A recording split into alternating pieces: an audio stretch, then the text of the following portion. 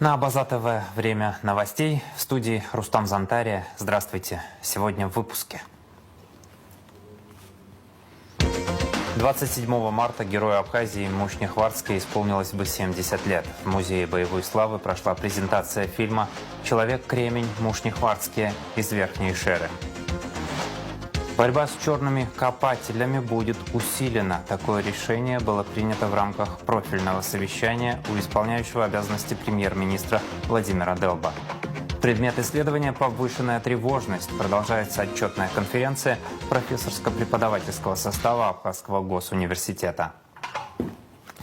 27 марта герою Абхазии Мушне Хварцкой исполнилось бы 70 лет. В церемонии возложения цветов в Парке Славы приняли участие исполняющие обязанности президента Бадра Гунба, члены правительства, общественные деятели, ветераны, родные и близкие, друзья Мушне Хварцкие. А в Музее боевой славы прошла презентация фильма «Человек-кремень. Мушне Хварцкие» из Верхней Шеры. Подробности в репортаже Марианны Котовой. Фраза Мушне Хварцкий о том, что мы выживем и возродимся в лучшем качестве, которую он обронил в одном из интервью военного времени, стала ориентиром, девизом и даже программой в эти 3 десятилетия, что строится государство Абхазия. Но за пределами кадров, фото и кинопленки осталось множество фактов биографии Мушне Хварцкия, которые говорят о том, что путь к возрождению абхазского народа он начал задолго до национально-освободительного движения. Он начал воссоздавать нацию с эпохи палеолита. Об этом рассказывают друзья и соратники героя Абхазии в фильме телеканала Абаза ТВ.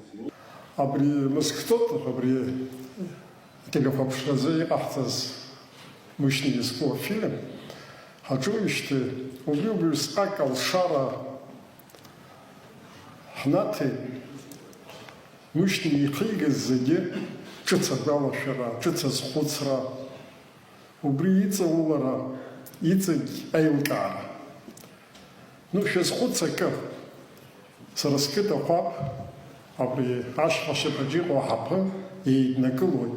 Мирод гвар бигваратет.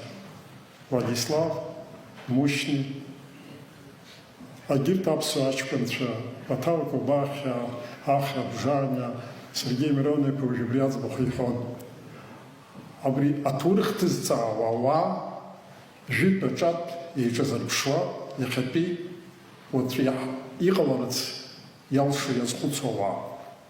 Ученый-первооткрыватель Мушне Хварцкий, когда началось национально-освободительное движение, по словам тех, кто хорошо его знал, проявил себя как хороший стратег и аналитик. Еще задолго до войны, осознавая ее неминуемость, Мушне принимал активное участие в патриотических акциях, в национально-освободительной борьбе нашего народа. Человек огромного интеллектуального потенциала, абсолютно убежденный в формировании отрядов самообороны с перерастанием их в вооруженные силы, он делал все, чтобы они состоялись.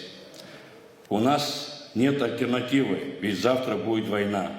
Часто говорил он, нам надо не просто выжить, надо построить государство. Зажечь сердца соотечественников в Турции сумел Хварцкий в одной из поездок представителям диаспоры. Как раз те, кто встретился с ним первыми, прибыли на защиту исторической родины в 1992 году. Об этом рассказал Руслан Хашик.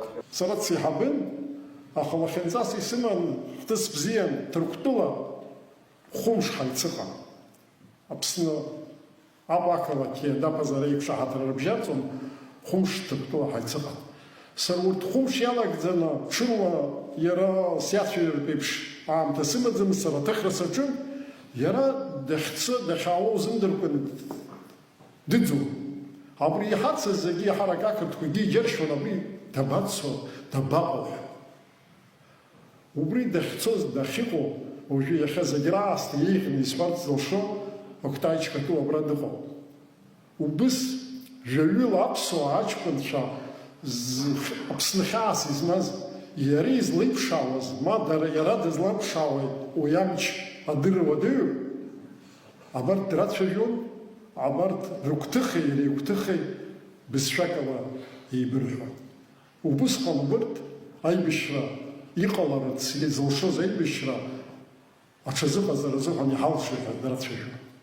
Мушня Хварцкий учился в Ленинграде и после возвращения домой поддерживал отношения с друзьями. Благодаря многочисленным связям в научных кругах среди археологов он смог добыть для будущей абхазской армии оружие – дорогой и труднодоступный в то время товар. Во время уже нашей вот такой политической борьбы уже стало ясно, что мы можем не избежать агрессии.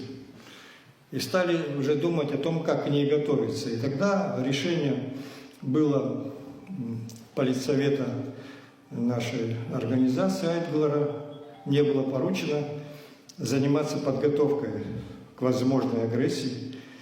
И были разные направления. Вот одни люди занимались, но это все было законспирировано очень, конечно.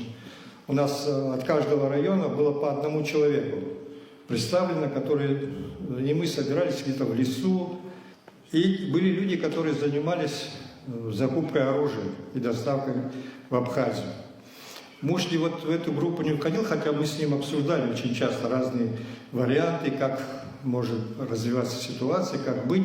Но он сам вызвался, сказал, что у него есть концы какие-то в Питере. Он, как уже было здесь сказано, он учился в Питере в аспирантуре, и там, видимо, каких-то людей узнал, которые занимаются раскопками периода Великой Отечественной войны, находят оружие, чистят его и продают. И вот оттуда он был направлен, и они занимались как раз вот поставками стрелкового вооружения. Как вспоминает Сергей Шамба, Мушня Хварцкий мог принимать нестандартные решения своевременно и без лишних раздумий, даже когда ситуация была почти безнадежна. В Питере они, значит, вооружение, коробки от холодильника хотели отправить на поезде. И стояли на улице, машину ловили. И в это время едет патрульная машина. И, ну и, конечно, все насторожились, потому что ситуация вдруг такая опасная стала. И Мушня в это время помахал этой машине рукой, остановил ее сам. Когда она остановилась, он сказал, что очень опаздывает на вокзал. И те же они сами милиционеры доставили тогда на вокзал.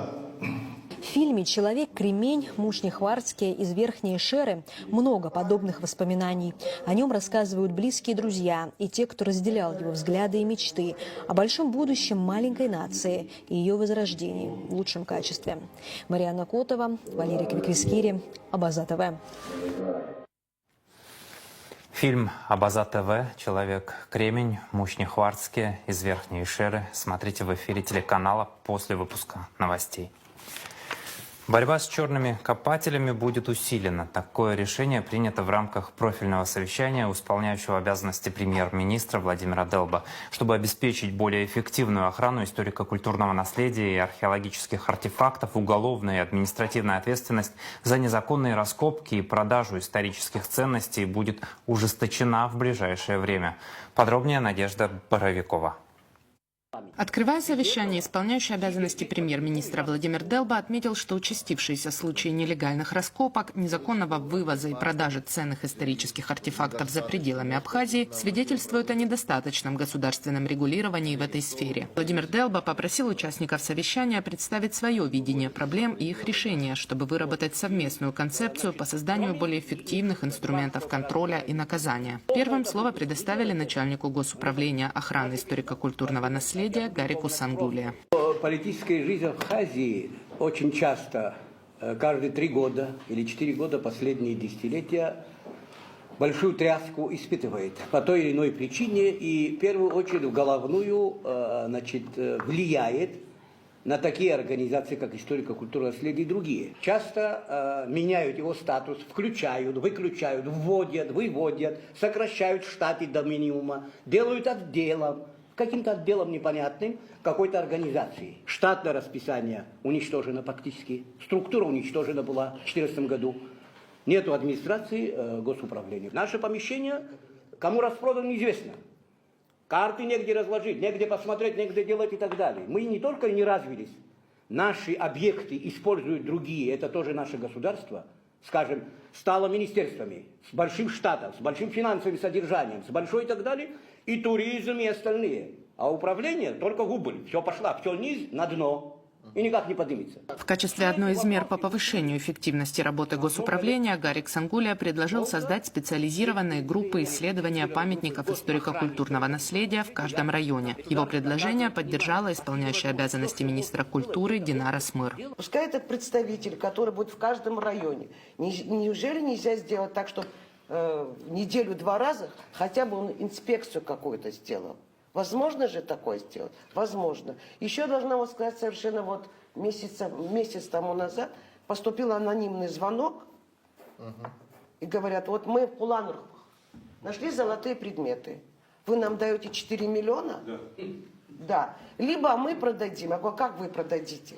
А мы найдем способ. Я связалась с директором музея, говорю, Аркадий Иванович, он говорит, Динар Гудимовна, где мы с вами найдем 4 миллиона? Как они вывозят? Они находят каналы, как их вывозить. Вот то, что мы и говорили во всех странах продаются наши артефакты. Такие случаи не единичны. Историки и археологи возмущаются, что украденные у государства артефакты черные копатели пытаются государству же и продать. То есть эти люди не скрываются, не боятся наказания, потому что его фактически и нет. Заместитель министра внутренних дел Тенгиз Нормания отметил, что уголовной ответственности за незаконные археологические раскопки в Абхазии не предусмотрено, поэтому даже пойманные с поличным не несут наказания.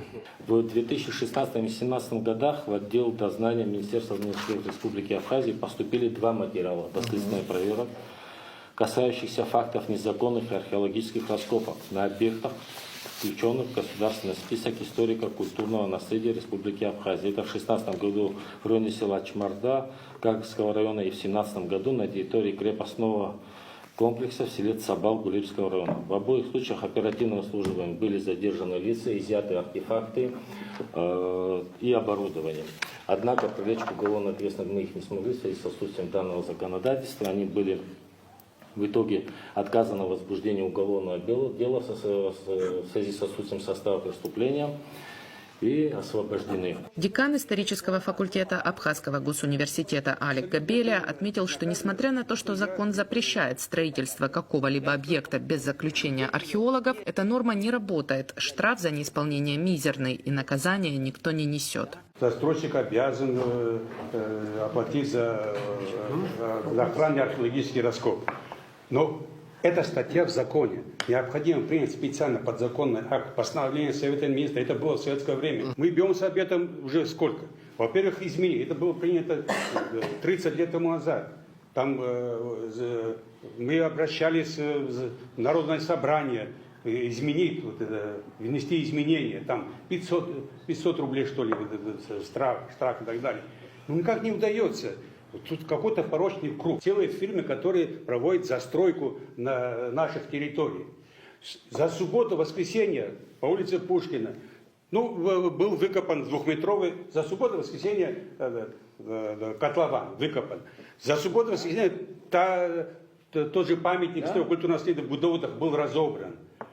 Абсолютно никакой ответственности они не несут. Ученые-археологи отмечают, что артефакты из Абхазии были неоднократно обнаружены на зарубежных аукционах, в частных коллекциях. О них говорят на международных конференциях. Такие находки бесценны с точки зрения истории Абхазии, и это богатство буквально утекает сквозь пальцы. На одной конференции нам показали, но не сказали, где было добыто, но сказали в Западной Абхазии или там в Адлере. На самом деле. И там написано, там изображение человеческой головы, и написано «Базилеус псоахос». Я показал Иванчик, доктор наук по классической филологии, специалист, он говорит, это говорит, на абхазо-адыгском псоахос. По-другому она никак не звучит. Вы представьте себе, и такой материал, серебряный вот небольшой сосудик, оно тоже куда-то уплыло, безусловно. То есть на какой-то конференции нам фотографии показали. Это тоже ведь очень важный момент. Почему? Потому что для 1-2 века, когда у нас очень много материалов не хватает для нашей, скажем, неразрывной цепи развития абхазской истории, а эти моменты очень хорошо дополнили. Хотелось бы обратить внимание еще раз на район Цабала. Это уникальное место, на территории которого и вокруг которого располагаются памятники с древнейшего времени до XIX века. И вот в 1924 году в очередной раз мы с ребятами из охраны памятников своими силами, насколько это возможно, поехали туда и обнаружили в районе полигона, где наш располагается, военный полигон, огромное количество раскопов. Вот если кто-то там был, они знают, это гектарами огромные поля, и все эти поля, вот насколько глаза хватает, они все изрыты. Все. И рядом с этими раскопами часто встречаются предметы, в основном керамические, потому что они никому не интересны. Да, иногда железные предметы, в основном это вооружение. И все это указывает на то, что в данном месте было погребение. Если там присутствовало оружие, например, меч, это привилегированное погребение, то есть там могли находиться какие-то ценные вещи, монеты, украшения и так далее. И все эти предметы уходят в неизвестном направлении. Главный специалист Госуправления охраны историко-культурного наследия Инал Джопуа предложил ввести уголовное наказание не только за незаконные раскопки, но также за перевозку и сбыт ворованных артефактов. Опыт взаимодействия с правоохранительными органами за прошедшие десятилетия, если сделать такой краткий анализ, показал, и с таможенным комитетом, кстати говоря, тоже показал, что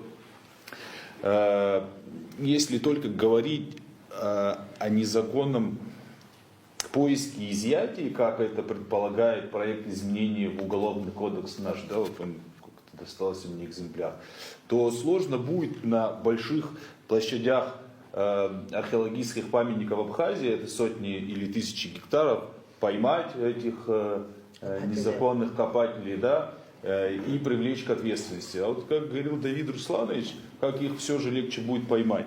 Вести ответственность ровно как поиски, изъятия, перевозки и сбыта археологических коллекций. В таком случае, как вот интернет кишит, кстати говоря, Динара Будилова, мы говорили, в Министерство культуры звонят, предлагают купить, и они не стесняются, и за это ответственности, к сожалению, нет.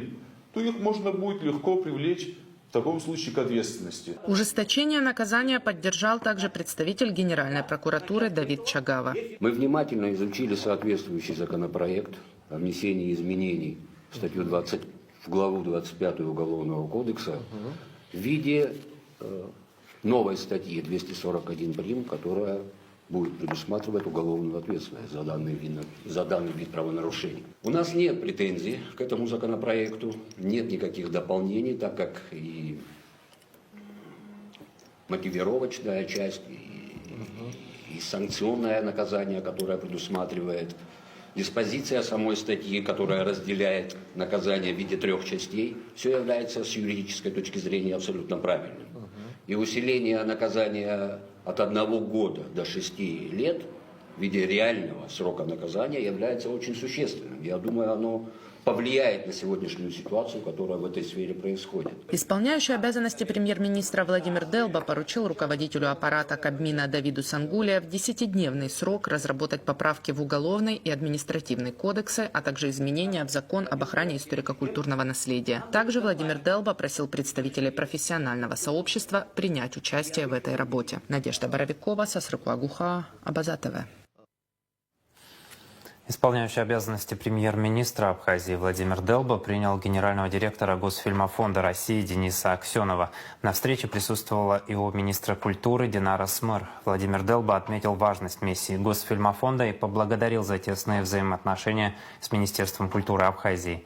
Денис Аксенов рассказал и о премьер-министра, и о планах по взаимодействию с Минкультом Абхазии, культурными и образовательными учреждениями. Он пригласил студентов из республики на производственную практику в Госфильмофонд, предложил организовать в Абхазии Центр киноведения, а также приглашает представителей Абхазии принять участие в Московском международном фестивале архивных фильмов и один из дней фестиваля провести в нашей республике. Владимир Делба отметил, что Абхазия обязательно воспользуется этими предложениями и обещал поддержку правительства в реализации планов. Его премьер-министр выразил надежду, что связи между Министерством культуры Абхазии и Госфильмофондом России и дальше будут развиваться. Огромные коллекции игрового кино, а мы храним огромные коллекции документального, хроник и научно-популярного кино. В том числе у нас огромный фонд по Республике Абхазия. Перечень, безусловно, тоже мы завтра подробно обсудим. да, выстроим, так сказать, план по его оцифровке, потому что нам все на пленке. И весь этот фонд это примерно на полгода, так сказать, история по оцифровке. Мы готовы все это сделать, мы расставим приоритеты, так сказать, и так далее. Также мы сделали небольшой ролик из этих материалов, из документальных, тоже передали коллегам. Тоже посмотрите, то есть это такая консистенция из всех материалов, которые у нас есть по Абхазии. Там прекрасные виды, уникальнейшие совершенно, то есть там начиная от 30-х годов и по 80-е.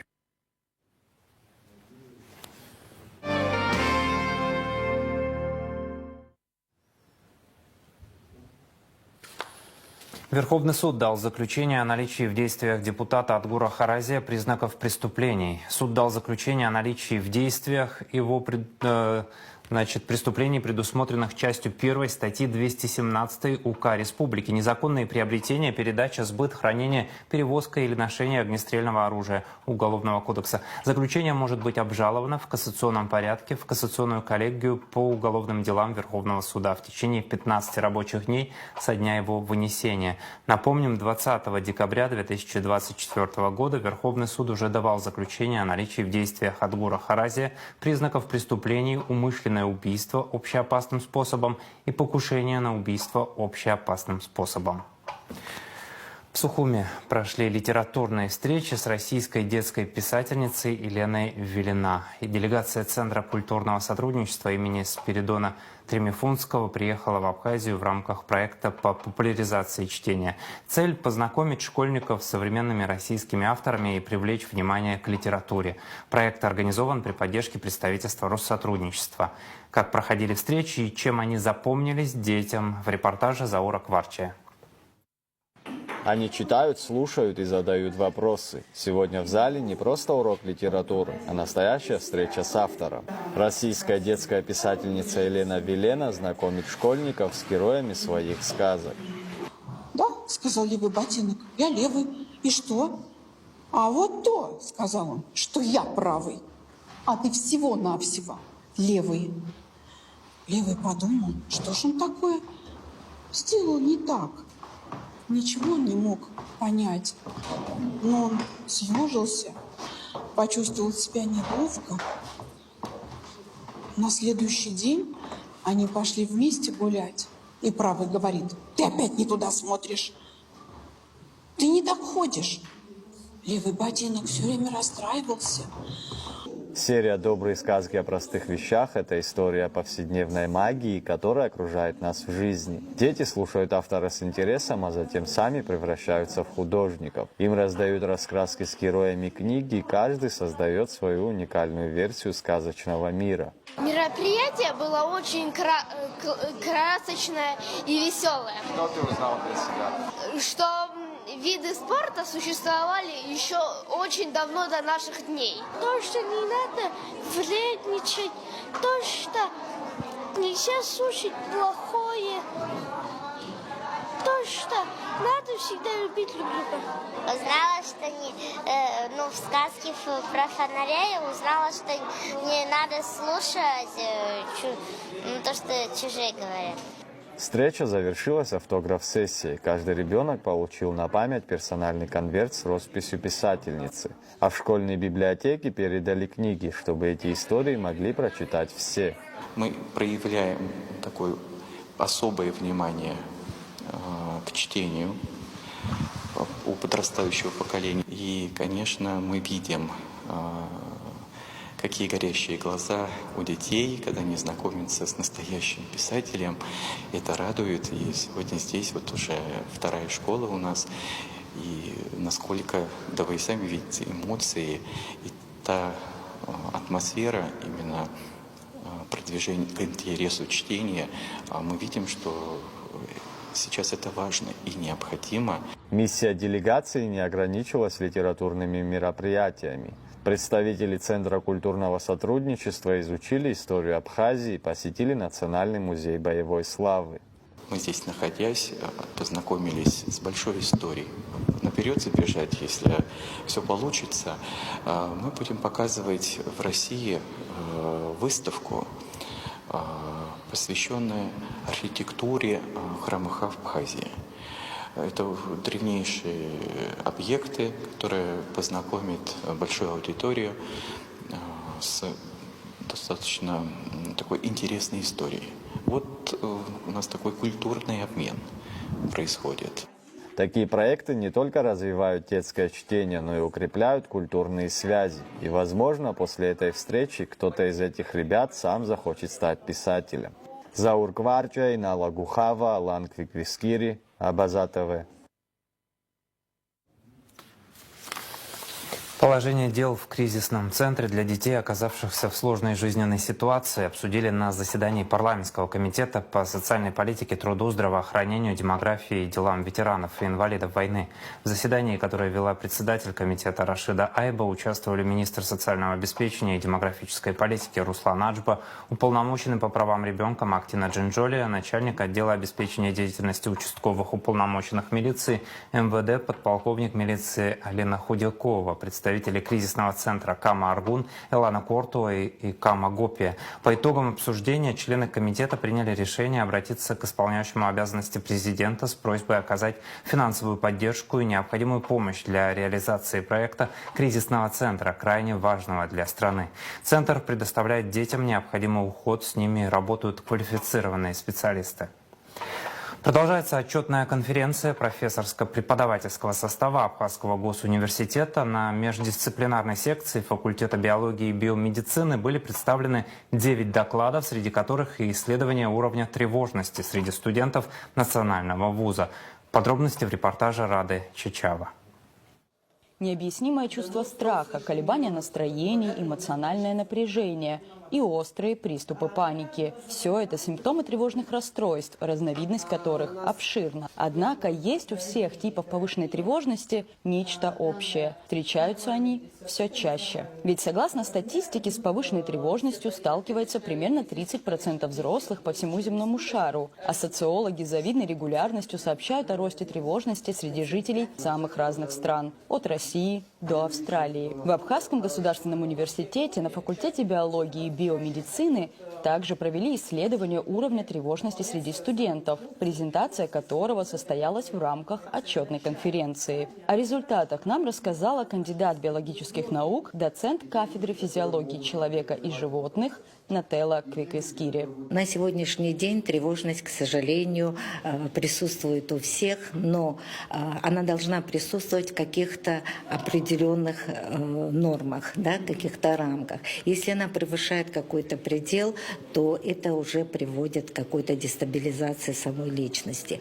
Но и поэтому наше исследование было посвящено исследованию вот уровня тревожности у студентов первых, вторых, третьих курсов, чтобы посмотреть, как эта тревожность изменяется. В рамках исследования рассматривали, по словам Нателлы Квиквискири, тревожность ситуативную, то есть эмоциональную реакцию на стрессовую ситуацию, и личностную, устойчивую индивидуальную характеристику, проявляющуюся в предрасположенности человека к тревоге и беспокойству. Исследования проводились на выборке более 100 человек. Мы использовали определенную методику и интерпретировали данные уже исходя из ориентировочных вот этих оценок, бальных оценок тревожности. И там были определенные баллы. До 30 баллов низкая тревожность, до 44 умеренная, и 45 и выше это была уже высокий уровень тревожности. Это была методика Спилберга Ханина, которую широко используют сейчас, и по ней мы и работали. Ну и оказалось, что у студентов, первокурсников уровень тревожности намного больше, чем у второго и, соответственно, третьего курса, и ситуативной, и личностной. Как отметила Нателла Квиквискири, повышенную тревожность у студентов первого курса можно объяснить особенностями адаптации, играющей ключевую роль в реакциях на изменения жизненных условий. Но исследователи это связывают с тем, что первокурсники, для них первый год обучения – это самый тяжелый год, и это связывается особенностями адаптации. Отмечали, вот мы работали, изучали вот этот уровень тревожности вот этих и первого, второго, третьего курса. Изучали в начале учебного года, это сентябрь-октябрь был, и в конце учебного года, чтобы посмотреть изменения, то есть в зачетную сессию вот специально выбрали. Но оказалось, что уровень в зачетную сессию, ну, чуть ли не в 2 раза у всех повышался, на всех курсах и в целом у всех вот студентов. Резко возросший уровень тревоги в период сессии, пожалуй, удивления не вызывает. Однако, как рассказала Нателла Квикескири, повышенное беспокойство и тревожность напрямую влияют на результаты деятельности человека. А нам скорее мешает проявить себя, вот проявить все то, что он хочет, вот и показать, вот как себя, да. Вот даже почему мы взяли эту зачетную сессию, близко уже к экзаменационной было, и потом мы рассматривали результаты экзаменационных сессий зимние и летние, и вот показало даже, что вот высокотревожные студенты, они имели низкую успеваемость. Скорее всего, это вот и мешало даже вот в обучении. Многочисленные эксперты утверждают однозначно, над повышенной тревожностью необходимо работать и обязательно следить за показателями, дабы определить беспокойство сразу и решить проблему у профильного специалиста сферы ментального и психического здоровья. Нателла Квикескири подтверждает, тщательный контроль уровня тревожности действительно очень важен. Она поделилась, что на факультете продолжаются исследования по теме ментального здоровья. Например, планируются исследования в области адаптивного поведения. Рада Чачава, Торник Амичба, Абаза ТВ. Исполняющий обязанности президента Абхазии Бадра Гунба поздравил работников театра с профессиональным праздником. Об этом сообщает пресс-служба главы государства. Он подчеркнул, что сегодня в республике успешно работают 4 театра: Абхазский театр имени Самсона Чанба, Русдрам, Государственный молодежный театр и Тпарчалский театр комедии. Вы вносите огромный вклад в эстетическое и нравственное воспитание абхазского зрителя. Ваше творчество вдохновляет и наталкивает на размышления, учит видеть прекрасное и понимать искусство, говорится в поздравлении. Гунба пожелал труппам театров успехов, творческих открытий, неиссякаемой любви зрителей. История Абхазии – это мозаика из фактов, требующая тщательной сборки. Именно этим занимается аспирант Абхазского института гуманитарных исследований Дауд Тарба, чья кандидатская диссертация посвящена Абхазскому княжеству в документах XIX века. Его цель – понять глубинные процессы, происходившие в тот период. Мы продолжаем цикл «Аспиранты» на Абаза ТВ. Слово Алисе Адлиба. История Абхазии – это мозаика из фактов, требующих тщательной сборки. Именно этим занимается аспирант Дауд Тарба, чья кандидатская диссертация посвящена Абхазскому княжеству в документах XIX века. Его цель – это не просто хронологически воссоздать события, а понять глубинные процессы, происходившие в тот период. Во время учебы на историческом факультете АГУ меня заинтересовала история XIX века, которая была переломным периодом в нашей стране, в том числе это всем известно основное переселение абхазов в Османскую империю, которое ощущается сейчас. Этой теме были посвящены моя бакалаврская работа, магистерская работа, и я решил продолжить уже ту же тему, с той же тематикой и сейчас. И далеко не все документы этой эпохи тщательно проанализированы. Конечно, их изучение в целом не изменит концепции изучения истории Абхазии, но позволит уточнить многие моменты и закрыть кое-какие вопросы.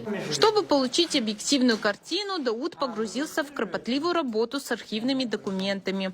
Он изучает не только официальные бумаги, но и личные записи русских генералов, участвовавших в Кавказской войне. Задача – выявить разные точки зрения и составить максимально полную картину происходившего. В перспективе результаты этого исследования могут лечь в основу нового учебника по истории Абхазии. Далеко не все документы этой эпохи тщательно проанализированы. Конечно, их изучение в целом не изменит концепции изучения истории Абхазии, но позволит уточнить многие моменты и закрыть кое-какие вопросы. И во время, то есть и ввести некоторые документы, которые не были введены в научный оборот. выводов пока рано об этом говорить, потому что идет процесс написания самой работы. И эти результаты они могут еще и меняться, потому что идет только написание работы. Несмотря на сожжение, на сожженный во время войны Абхазский государственный архив и отсутствие материально-технической базы, абхазские историки работают довольно плодотворно. На пути исследователя зачастую встречаются сложности. Дауд отмечает, что на многие события существуют порой диаметрально противоположные взгляды. Особенно это касается вхождения Абхазии в состав Российской империи. Разные периоды имели разные коннотации. Например, в ранний советский период это воспринималось как абсолютное зло. То есть это было завоевание, несло негативный характер. Потом эта концепция меняется на меньшее зло, что хотя это присоединение носило и негативный характер, но были и позитивные моменты, то есть развитие абхазского общества внутри России. Это был позитивный момент, в отличие, если бы она находилась бы в составе османского государства. То есть и также по другим вопросам есть разные концепции, взгляды, поэтому я стараюсь выработать свою точку зрения. Дауд Тарба не планирует останавливаться на достигнутом. В его планах дальнейшее углубленное изучение истории Абхазии конца XIX и XX веков. Когда-то он преподавал историю в школе, но увлечение исследовательской работой взяло верх. Мы уверены, что его ждет еще много открытий и значимых работ в области истории нашей страны. Алиса Адлиба, Сандра Облоти, Абаза ТВ. Российские таможенники изъяли ввезенный из Абхазии BMW 116 за нарушение законодательства. Машину с абхазскими номерами, за рулем которой находился гражданин России, выявили в Сочи. Временный ввоз закончился в мае 2023-го. В установленный срок BMW не вывезли и передали другому лицу. Кроме того, сам водитель предъявил недействительные документы, сообщили в пресс-службе Краснодарской таможни. Возбуждено дело об административном правонарушении. Новые спортивная и детская площадки появятся в Гале. Первую строят на въезде в город. Это подарок от Краснодарского края. Там можно будет заниматься воркаутом, мини-футболом, баскетболом и волейболом. Другая, детская, появится в Центральном парке. Но и взрослым там будет чем заняться. В парке установят 16-метровый скалодром, столы для пинг-понга и армрестлинга, сообщает Галмедиа. О культуре. Русдрам поедет на гастроли в Пермь. Со 2 по 4 мая на сцене Пермского академического театра абхазские артисты покажут 3 спектакля: «Софичка», «Отцы и дети», «Пастух Махас». Поездка организована в рамках программы Росконцерта и Минкульта России «Большие гастроли». В Сухуме открылась 11-я международная выставка юных художников из Липецкой и Абхазии. Она стала возможной благодаря многолетнему сотрудничеству Липецкой областной детской художественной школы имени Сурикова и Дома детского творчества «Айнар». На выставке представлены работы юных художников Липецкой и Абхазии, выполненные в разных стилях. Экспозиция будет открыта для посетителей в течение месяца, и все желающие смогут познакомиться с работами юных мастеров кисти. Сейчас о погоде.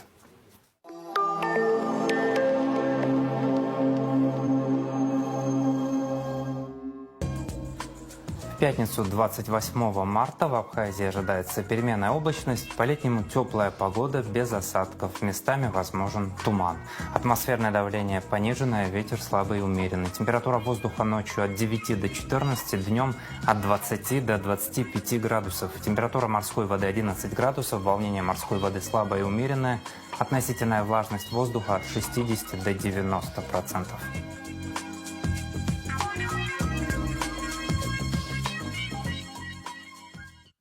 На этом выпуск завершен. За развитием событий следите вместе с нами. До новых встреч в эфире.